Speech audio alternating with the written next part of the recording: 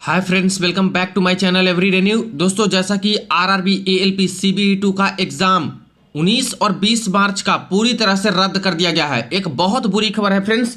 ALP सीबीई2 में बहुत बड़ी धांधली का यहां पे मामला आया है। 20-20 लाख में एएलपी पास कराने की यहां पे डील करी गई थी और जिसका भांडाफोड़ यहां पे हुआ है। और एग्जाम कैंसिल होने की असली कारण तो दोस्तों यही बताया जा रहा है। ऐसे ही कट ऑफ इतना हाई नहीं चला जाता जब फाइनल मेरिट जाती है या फिर किसी की। देखिए फ्रेंड्स, इस तरह से चीजें करेंगे। एक दो कैंडिडेट नहीं, बहुत कैंडिडेट है जो कि सेटिंग करा के यहां पे गए हुए थे।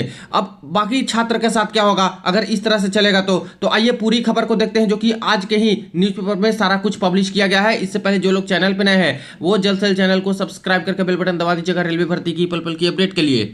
देखिए दोस्तों, ये आज की दैनिक भास्कर की यहाँ पे न्यूज़पेपर है जिसमें ये आर्टिकल पब्लिश है पटना वाले संस्करण में 22/3/2025। लोको पायलट परीक्षा में धांधली, ऑनलाइन परीक्षा केंद्र में साजिश रचते 2 माफिया गिरफ्तार। 20-20 लाख में पास करने की हुई थी डील। अब बताइए, 20-20 लाख रुपए छात्र दे रहे हैं एलपी पास करने के लिए, और ऐसे कितने जगह पे कितने सेंटर पे इस तरह की चीजें हो रही होंगी। यहां देखिए पूरी खबर। पटना और पूर्णिया पुलिस ने गर्दनीबाग स्थित स्वामी अध्यापन ऑनलाइन परीक्षा केंद्र पर छापेमारी कर 2 परीक्षा माफियों को गिरफ्तार किया है। लोको पायलट परीक्षा में इन माफियाओं ने सेटिंग की थी। गिरफ्तार आरोपियों में नालंदा जिले की रहुई निवासी रोशन उर्फ रोशन मुखिया और नूरसराय निवासी राहुल राज है। गिरफ्तार आरोपियों ने पूछताछ में खुलासा किया है कि उन्होंने 10 अभ्यर्थी से परीक्षा पास कराने के लिए 20-20 लाख रुपए की डील की थी।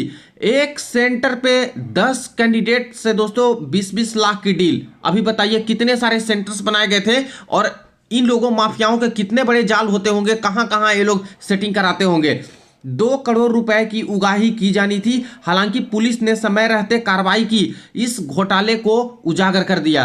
पुलिस ने उनके पास से 100 से अधिक अभ्यर्थियों के मूल प्रमाण पत्र, 10-10 लाख रुपए के चेक, एक लैपटॉप, 2 मोबाइल, 4 फर्जी प्रमाण पत्र और 16 एग्रीमेंट पेपर जब्त किए हैं। अब यहां से देखिए कि कितना बड़ा धांधली हो सकता है। एक सेटर के पास 100 से अधिक छात्र का यहां पे प्रमाण पत्र मिल रहा है। यानी अलग अलग सेंटर पे जो छात्र बैठे होंगे उनसे यहां पे पैसे लिए गए। 10-10 लाख के इन सभी 100 से अधिक छात्र से यहां पे चेक जब्त किए गए हैं, एग्रीमेंट पेपर जब्त किए हैं। जो यहां पे माफिया गिरफ्तार हुए हैं यहां पे चीटिंग कराने वाले उनसे। तो देखिए, एक ही जगह का एक ही माफिया इतना लोगों का अगर यहां पे जिम्मेदारी ले रहा है कि 20-20 लाख में एएलपी का पेपर पार करा देंगे, तो ओवरऑल इंडिया में क्या चल रहा होगा। आगे देखिए यहां पे, जांच के दौरान पता चला कि स्वामी अध्यापन एजुकेशन सॉल्यूशन एग्जाम सेंटर के मालिक रोशन मुखिया, कटिहार के जदयू नेता रोशन मंडल और वैशाली के विवेक हैं। सूत्रों की माने तो देश भर में होने वाली लोको पायलट परीक्षा को रद्द कर दी गई है।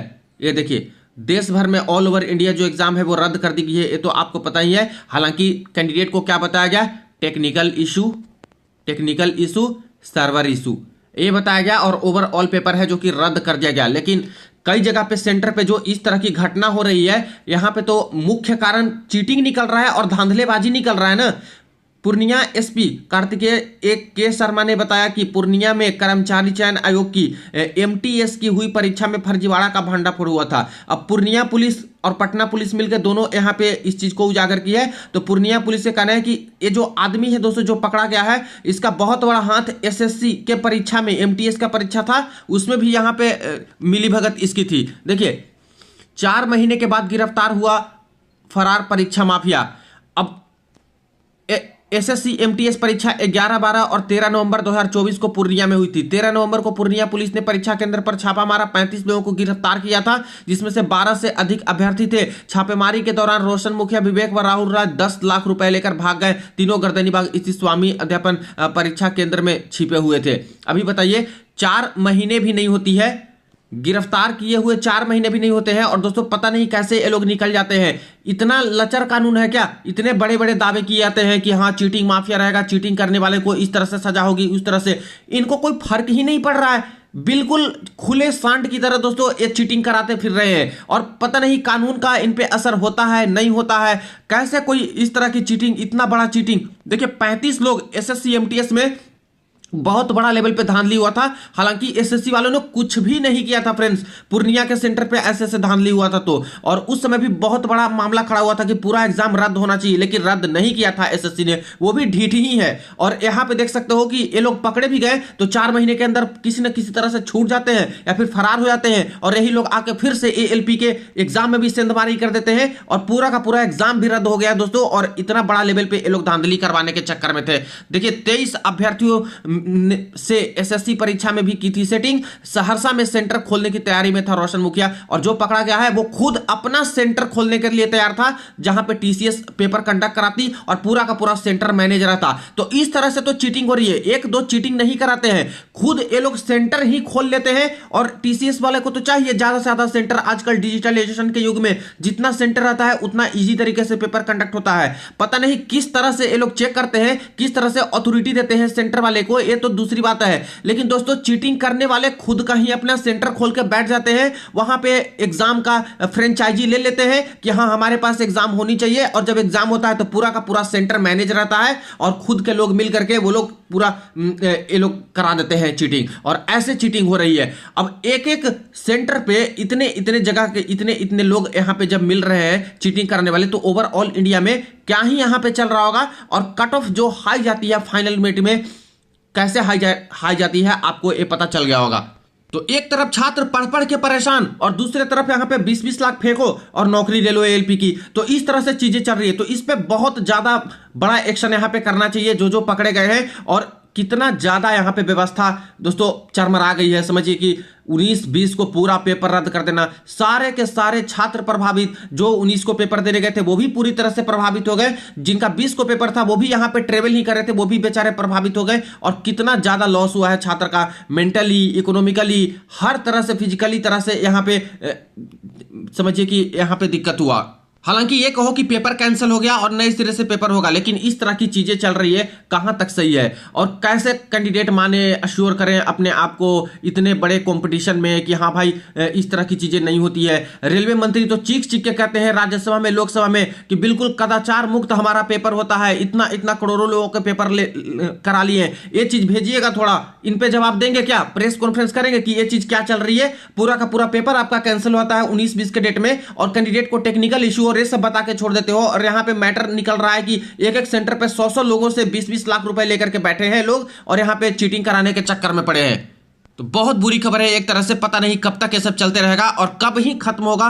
पहले ऑफलाइन पेपर होता था तो इतना ज्यादा इस तरह से चीजें नहीं होती थी, लेकिन पहले भी कंप्लेन आते थे। लेकिन जब से ऑनलाइन पेपर हुआ है चीटिंग इतना आसान हो गया है, सर्वर हैक कर लो, दूसरे लोगों को बिठा लो। पता नहीं दोस्तों, यहाँ पे सारे कैंडिडेट चाहे वो नीट के हो, चाहे वो एसएससी के हो, चाहे रेलवे के हो, चाहे बैंकिंग के हो, सब लोग परेशान है इस ऑनलाइन पेपर से। और जिस तरह से यहाँ पे चीटिंग चलती है, जिस तरह से यहाँ पे पैसे वसूल करके दूसरे लोग यहाँ पे जिनको कुछ नहीं आता वो नौकरी कर रहे हैं। अब खैर दोस्तों, यहाँ पे एएलपी का पेपर तो कैंसिल हो गया है, तो नए सिरे से पेपर ले और बिल्कुल अश्योर करें सेंटर पे कि इस तरह की कोई अप्रिय घटना दोबारा ना हो और इस तरह की चीजें बिल्कुल ना हो, नहीं तो बहुत दिक्कत होगा। ऐसे केस में कुछ नहीं सोच सकते, इतने लोग जब पेपर में देंगे, फर्जीवाड़े वाले लोग, तो कट ऑफ क्या जाएगी।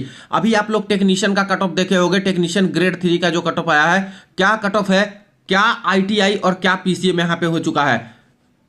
कभी भी आईटीआई का इतना हाई कट ऑफ नहीं जाता था। हालांकि इसमें चीटिंग का तो नहीं कह सकते, वो तो दोस्तों देखिए कोई भी टीसीएस हो, चाहे कोई भी एग्जाम कंडक्टिंग एजेंसी हो, दूध की धुली हुई नहीं है, पता है कुछ ना कुछ होता ही है, लेकिन प्रूफ नहीं है, ठीक है। बट दोस्तों यहाँ पे मेन कारण तो ये भी था कि टेक्निकल पोर्शन भी नहीं लिया गया था। टेक्नीशियन जैसे पेपर में नॉन टेक्निकल का पूरा पोर्शन लिया गया, पार्ट बी का ट्रेड टेस्ट नहीं लिया गया, और इसलिए नॉर्मल पेपर होने की वजह से यहाँ पे बहुत ज्यादा स्कोर भी छात्र की है और यहाँ पे आया। लेकिन ये चीज भी इनकार नहीं कर सकते कि यहाँ पे ये चीजें भी होती है, गलत चीजें होती हैं, और इतना कानून और क्या क्या चीज आ जाने से भी कोई फर्क इन लोगों को नहीं पड़ता है। यहाँ पे पकड़े भी जा रहे हैं तो इतना जल्दी छूट कैसे जा रहे हैं, यही सबसे बड़ी बात है।